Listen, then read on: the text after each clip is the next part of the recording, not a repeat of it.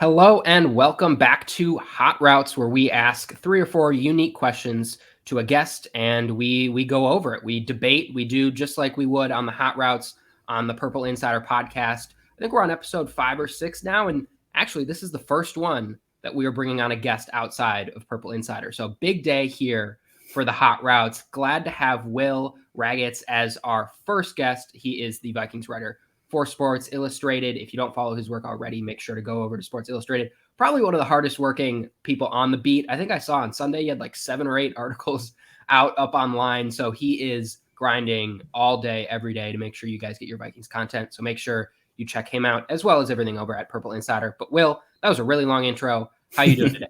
Nah, I appreciate it. I'm doing good. Just a chill Tuesday, getting ready for another week. Cool. Well, I'm excited to debate some stuff with you. We're going to go over some Vikings Chargers stuff, some broader NFL stuff. But I kind of wanted to take this right now as a little bit of self-reflection on this past Vikings season. Now with the weird schedule, we don't really have a mid-season per se. We can't do this halfway through or at halftime of their next game. But they played 8 games.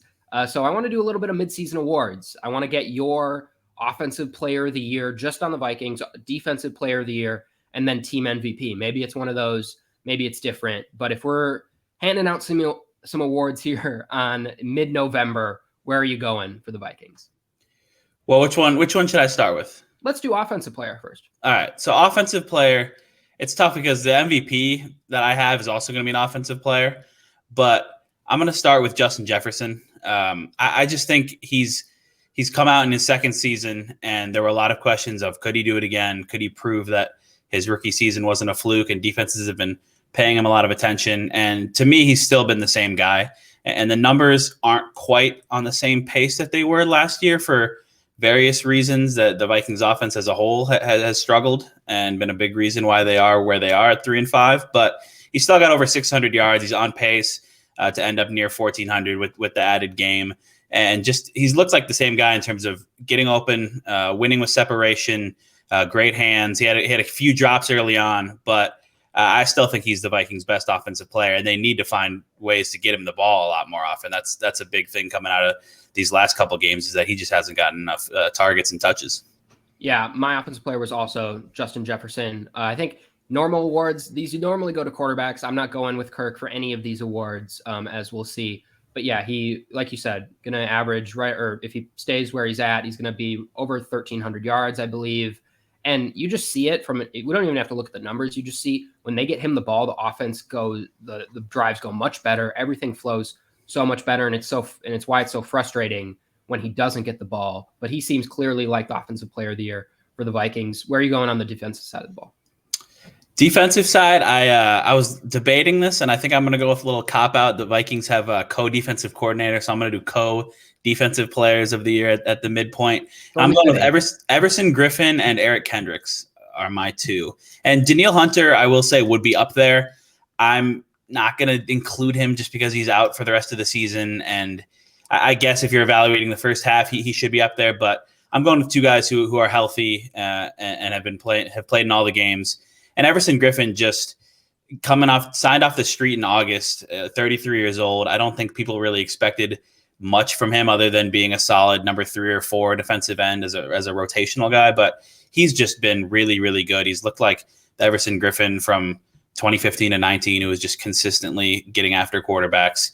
And then I've got Kendricks just in every aspect of the game, run defense, the pass defense. He just continues to impress. He's just such an instinctive, smart player who can kind of diagnose things and then make all the plays physically. So those are my two. Yeah, this isn't great because we're not really debating at this point because those were also the names I had. Interestingly, I put Everson for defensive player of the year, just making timely sacks, doing much better than I think we all anticipated him in the role that he was no one wanted him. It was the Vikings or nothing. And he's played really, really well, been a really important part of that defense.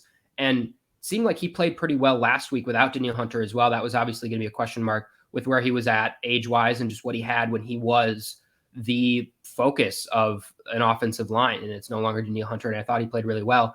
And then team MVP, I think most valuable player to the Vikings, if we're not going with a quarterback, it might be Eric Kendricks. I mean, he is cliche enough. He is kind of that quarterback of the defense. And I mean, missing pieces have gone out around him all year. Harrison Smith's out, corners are going out, Anthony Barr's injured, Danielle Hunter's now hurt. And the one constant is kind of Eric Kendricks, always playing really well. He's up there. I think he has 3 sacks. His career high is 4. So he's really close. He's probably going to pass that this year. He's on pace for a career high in tackles and another really good graded year by PFF. I believe he's the 14th ranked linebacker. So just all around doing everything and just being a presence in the middle of the field. I think Vikings, we kind of take it for granted at this point because they've had solid linebacker play for a really, really long time. But the things Eric Kendricks does for the team, it was why I named him most valuable. Where'd you go for that one?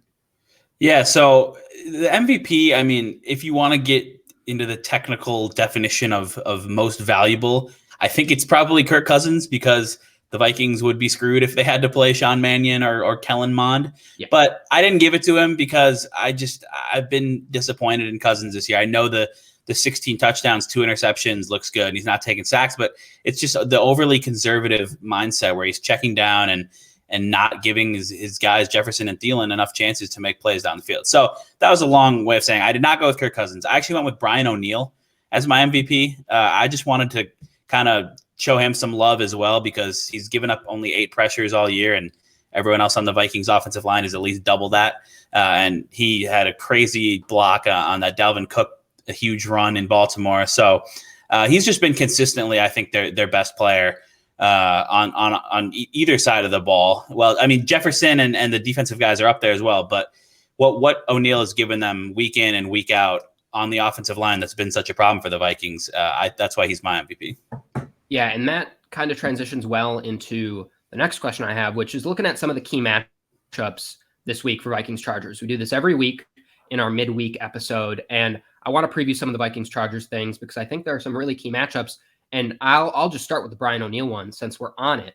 Brian O'Neill is going to be going up against Joey Bosa, it looks like. And that is just a best on best, like best defensive lineman they have, best offensive lineman that the Vikings have. And I think that matchup is really, really going to dictate how well the offense plays because Kirk, as we've seen, he's not been good under pressure this year. His PFF numbers plummet. In fact, when you're under pressure, not a surprise. But that Chargers defensive line hasn't been great, especially with some injuries outside of Joey Bosa. And so if Brian O'Neill, tasked with going against him, can defend him really well and can kind of neutralize him as much as he can, then Kirk's probably going to be pretty protected this week. And if he's protected, we know that he gets more comfortable. That might mean more deep shots. That might mean just better offensive line play in general. So I think that has to be one of the most pivotal matchups is that O'Neill-Bosa matchup because it's kind of a lot's riding on if O'Neill can keep that straight because if he can, then I think the Vikings offense might have a really, really nice day. So that was mine. I kind of jumped on it, but where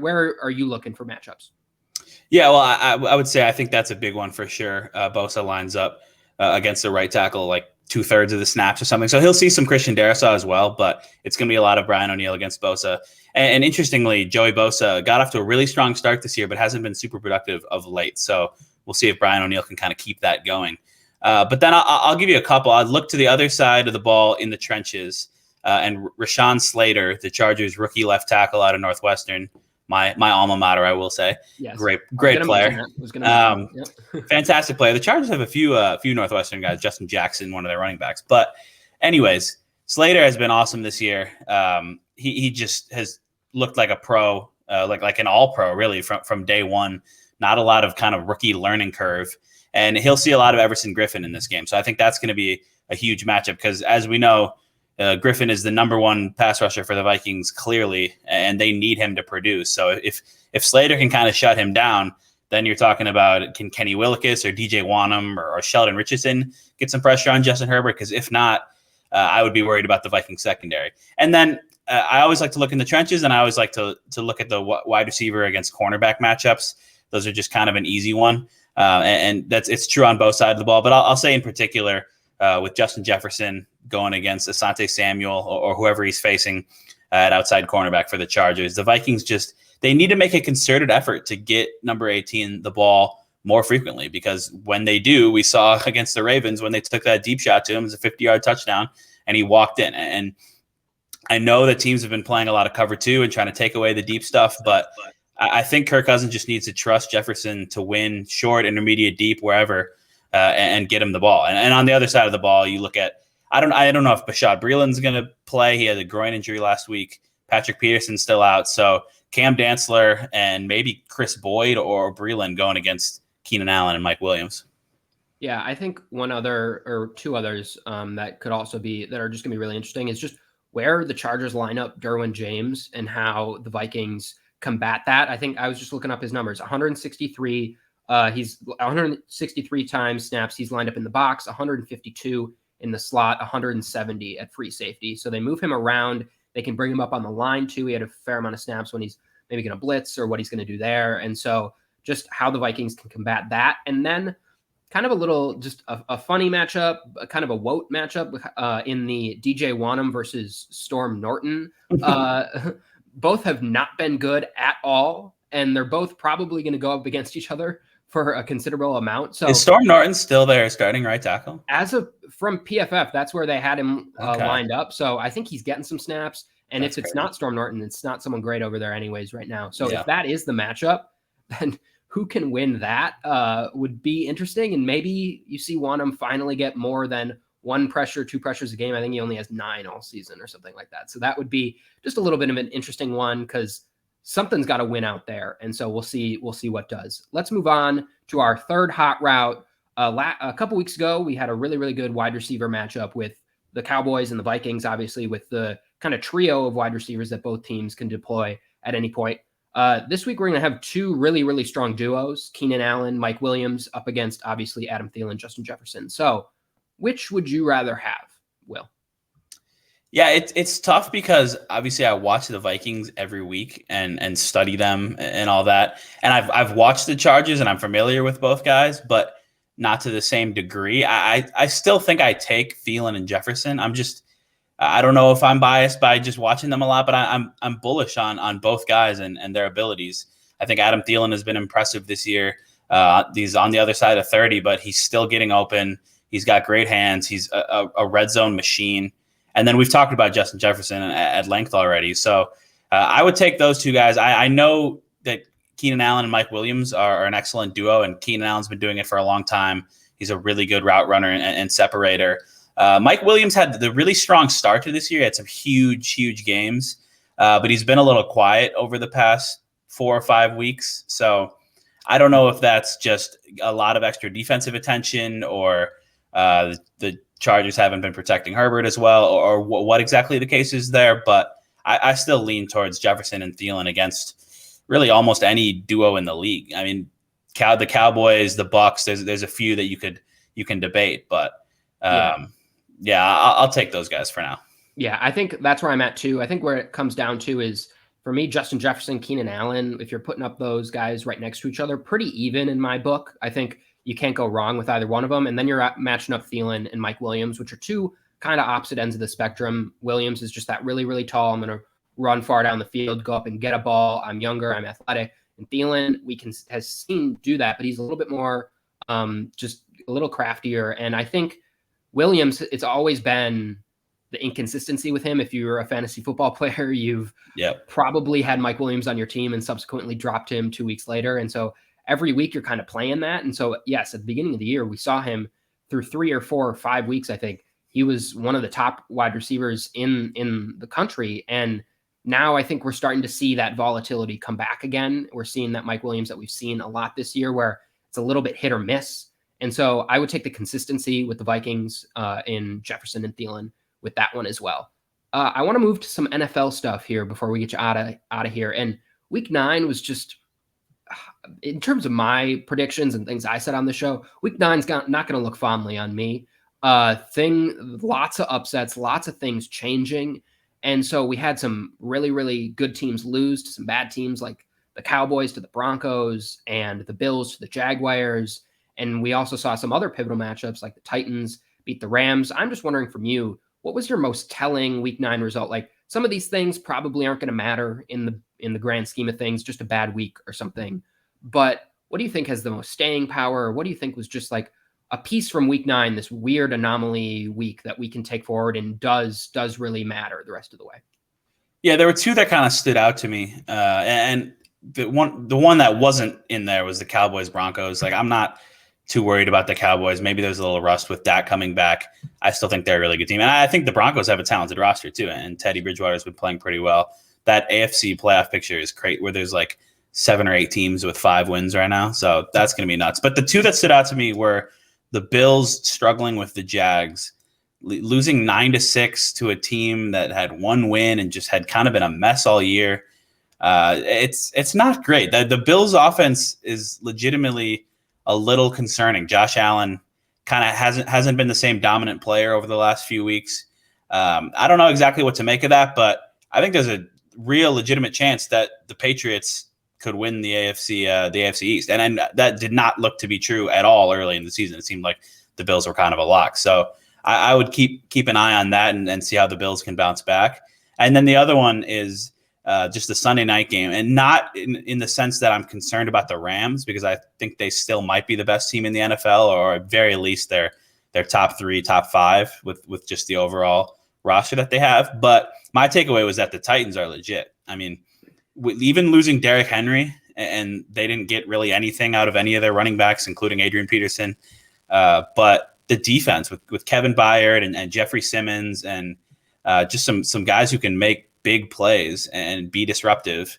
And then if they, I don't want to say that losing Derrick Henry will ever make a team better because he's so good, but the Titans still have the offense to put up points. And if they're going to just kind of let Ryan Tannehill cook a little bit more and find AJ Brown and Julio Jones, I think the offense is going to be fine. I mean, you lose a big element without Derrick Henry, but that team looks to me like it could easily be in the AFC Championship game come January.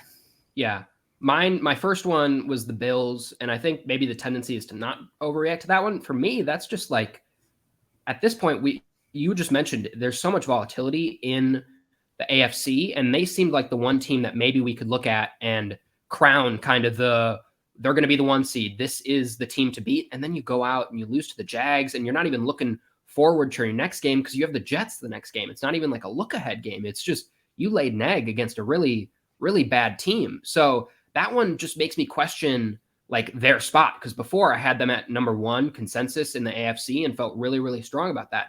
Now I'm wavering. And I'll give you one more, is the Cardinals and what they did to the 49ers without Kyler Colt Murray. McCoy. Yeah, without Kyler Murray and DeAndre Hopkins, I think that result with them is just, they get another win. But it feels like if they're doing that, like I think we attribute a lot of their success to Kyler Murray, and rightfully so, but they just did that without him. They smacked the 49ers. The 49ers made that game closer at the end, make it look closer, and it was not close at any point during the game. And so for me, that was when I woke up and really, really took them seriously. I think after that Packers game, maybe in their Packers are missing guys, you can then say, oh, okay, there was the Cardinals. But I think that was more just Thursday night, you short rest. You don't know what's going to happen. Aaron Rodgers comes out, plays a really, really good, or plays a good game there. It's close up until the end. And so the Cardinals, for me, this was a game that I just decided, okay, if they can do that without Kyler and DeAndre, bring them back. I think I'm going to have to eat my words a little bit on the Cardinals, because they're looking really solid, and that result was surprising to me. I want to move to our final hot route and touch on the AFC North. The Vikings have seen the Bengals, the Browns, the Ravens now, so they've seen a lot of these teams. So we've gotten a pretty good look at that division. Lost to all 3 of them, yeah. They did do that. And that division, I mean, 2 weeks ago, the Bengals were the number 1 seed in the AFC, I think, and the top of that division. Now, by tiebreakers, they're last in that division. Things are changing so quickly there. And so right now, it's Ravens 6-2, Steelers 5-3, Browns and Bengals 5-4, and obviously the Browns have the tiebreaker because they just won this week. Is that how it's going to finish? Where do you have these teams ranking in the AFC to kind of finish the season? Where would you forecast it? Yeah, it's a really interesting division. There's a couple of divisions. I think the AFC West also, everyone's over 500, which is just kind of unusual to see this far into the season. But looking at the North, I mean, they're all bunched together right now. But to me, there's 2 kind of distinct tiers there. I think the 2 best teams in the division are the Ravens, and then I'll give the nod to the Browns. I was really impressed with their performance against the Bengals this week. Just that run game. Kareem Hunt's been out, but Nick Chubb was dominant.